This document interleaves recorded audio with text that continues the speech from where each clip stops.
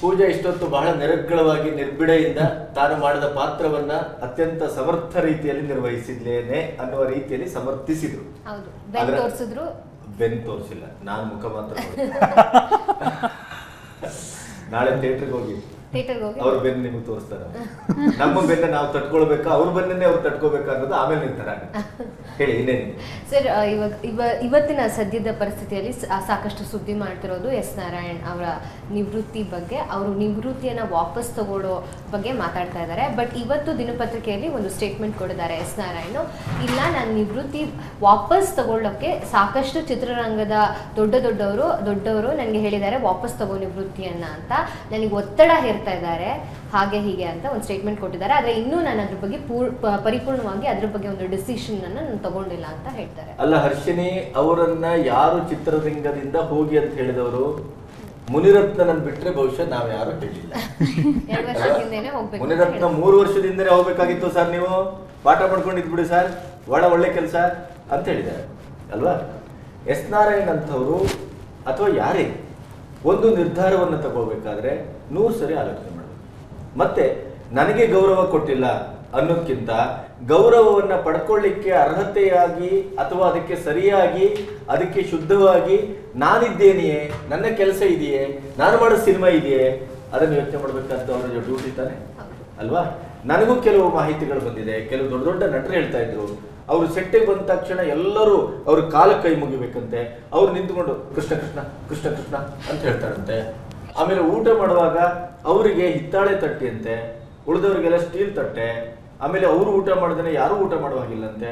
ಆಮೇಲೆ ಅದು first grade ಮಾತ್ರ ಅವರು ಟೇಬಲ್ ಅಲ್ಲಿ ಕೂತ್ಕೋಬೇಕು. ಯಾರಾದ್ರೂ ಸೆಕೆಂಡ್ ಥರ್ಡ್ ಗ್ರೇಡ್ ಅವ್ರು ಬಂದ್ರೆ ಇವರು ಊಟದ ಬಟ್ಲೆ ನೋಡ್ತು ಕೃಷ್ಣ ಕೃಷ್ಣ ಕೃಷ್ಣ ಕೃಷ್ಣ ಕೃಷ್ಣ ಕೃಷ್ಣ ಹೀಗಂದ್ರೆ ಅವನ ಯಾಕೆ ಕೂಡಿಸ್ದೆ ಅಂತ ಪ್ರೊಡಕ್ಷನ್ ಅನ್ನು ನೋಡುದು. ಈ ತರ ಆಪಾದನೆಗಳು ಸ್ಪಷ್ಟವಾಗಿದೆ. ಈಗ ದೂರದ ಬೆಟ್ಟ ಕಣ್ಣಿಗೆ ನುಣ್ಣಿಗೆ, ಆದ್ರೆ ತನಗೆ ಕೊಡ್ಲಿಲ್ಲ, ತನಗೆ ಗೌರವ ಕೊಟ್ಟಿಲ್ಲ, ಅಶಿಸ್ತಿದೆ ಅಥವಾ ಸಂಸ್ಕಾರ ಇಲ್ಲ, ನಾವೇ ಬೆಳೆಸಿದ ನಟರು ಹೆಚ್ಚೆಚ್ಚು ಸಂಭಾವನೆ ಕೇಳ್ತಾರೆ. ಹೌದು, ಈಗ ಚೆಲುವಿನ ಚಿತ್ತಾರ ಗೆದ್ದಿತ್ತು, ಆ ಕಾರಣಕ್ಕಾಗಿ ಆ ನಾಯಕ ನಟನಿಗೆ ಅವರೇನು ಎಕ್ಸ್ಟ್ರಾ ಸಂಭಾವನೆ ಕೊಡೋದಿಲ್ವಲ್ಲ, ಅಥವಾ ಇವರು ಸಿನಿಮಾ ಗೆದ್ದ ತಕ್ಷಣ ಇವರು ರೆಮ್ಯುನರೇಷನ್ ಜಾಸ್ತಿ ಮಾಡೋದಿಲ್ವಾ. ಇವೆಲ್ಲವೂ ಏನಪ್ಪಾ ಅಂತಂದ್ರೆ, ನಾನು ಕೊನೆಗೂ ಹೇಳಬೇಕಾದದ್ದು, ಎಲ್ಲರೂ ಕೂತು ಇದು ಒಂದು ಸರಿಯಾದ ರೀತಿ ನೀತಿಗೆ ಒಳಪಡಬೇಕು, ಎಲ್ಲರೂ ಶಿಸ್ತಿಗೆ ಒಳಪಡಬೇಕು, ಎಲ್ಲರೂ ಸಂಸ್ಕಾರವನ್ನು ಮೈಗೂಡಿಸ್ಕೋಬೇಕು. ಆ ಕಾರಣಕ್ಕಾಗಿ ನಾನು ನೋವಾಯ್ತು ನಾನು ಹೊರಟೋಗ್ಬಿಡ್ತೇನೆ ಅನ್ನೋದಲ್ಲ. ಈಗ ಹೊರಟೋಗ್ಬಿಡ್ತೇನೆ ಅಂತ ಬಂದಾಗ ನೋಡಿ ಹೇಗೆ ಇರ್ತದೆ. ಅಂಬರೀಷ್ ಅಣ್ಣ ಹೇಳಿದ್ರು, ಅವ್ರು ಹೇಳಿದ್ರು, ಇವ್ರು ಹೇಳಿದ್ರು. ಅದೇ ನೆಲೆಯಲ್ಲಿ ಅವರು ಹೋಗ್ತೇನೆ ಅಂತ ಹೊರಟಾಗ ಇಡೀ ಚಿತ್ರರಂಗದಲ್ಲಿ ಯಾವುದೇ ಪ್ರತಿಭಟನೆ ಆಗಿಲ್ಲ, ಯಾರು ಹೋಗಲ್ಲಿ ಅವರನ್ನು ಮನೆ ಬಾಗಿಲಿಗೆ ಧರಣಿ ಮಾಡಿಲ್ಲ ಅಲ್ವಾ. ಇವೆಲ್ಲ ಇದೆ. ಆದ್ರಿಂದ ನಾರಾಯಣರಂತ ಹಿರಿಯರು ಇಂಥ ಅಸಂಬದ್ಧ ಹೇಳಿಕೆಗಳನ್ನ ತೀರ್ಮಾನವನ್ನ ತೆಗೆದುಕೊಳ್ಳುವ ಮೊದಲು ಶುದ್ಧವಾದಂತ ಬಹಳ ಸ್ಪಷ್ಟವಾದಂತ ಸಂಸ್ಕಾರಬದ್ಧವಾದಂತ ನೆಲೆಯನ್ನ ತೀರ್ಮಾನವನ್ನ ಮುಂದಾದ್ರೂ ತೆಗೆದುಕೊಳ್ಳಿ. ಮತ್ತೆ ಅವರು ವಾಪಸ್ ಬರುವುದು ದೈಹಿಕವಾಗಿ ವಾಪಸ್ ಬರಬೇಡಿ. ದೈಹಿಕವಾಗಿ ನೀವು ನಮ್ಮೊಟ್ಟಿಗೆ ಇದ್ದೀರಿ, ನೀವು ಮಾನಸಿಕವಾಗಿ ಬೌದ್ಧಿಕವಾಗಿ ಕೃತುಶಕ್ತಿಯಿಂದ ಸೃಜನಾತ್ಮಕವಾಗಿ ಒಳ್ಳೆ ಸಿನಿಮಾ ಮಾಡುವ ಮೂಲಕ ನಿಮ್ಮನ್ನ ನೀವೇನು ಅಂತ ಪ್ರೂವ್ ಮಾಡಿ. ಬಹುಶಃ ಅವ್ರು ಮತ್ತೆ ಬರುವುದ್ರ ಅರ್ಥ ಅವ್ರು ಪ್ರೂವ್ ಮಾಡುವುದು ಅಂತ ಅರ್ಥ ನಾನು ಭಾವಿಸ್ಕೊಳ್ತೇನೆ. ಏನ್ ಚಂದನ್? ಖಂಡಿತ ಅಲ್ವಾ? ಹಾಗಾಗ್ಲಿ ಅಂತ ಆಶಿಸೋಣ. ನಮಗೆ ನಾರಾಯಣ ಬಗ್ಗೆ ನಮಗೂ ಪ್ರೀತಿ ಇದೆ, ಗೌರವ ಇದೆ.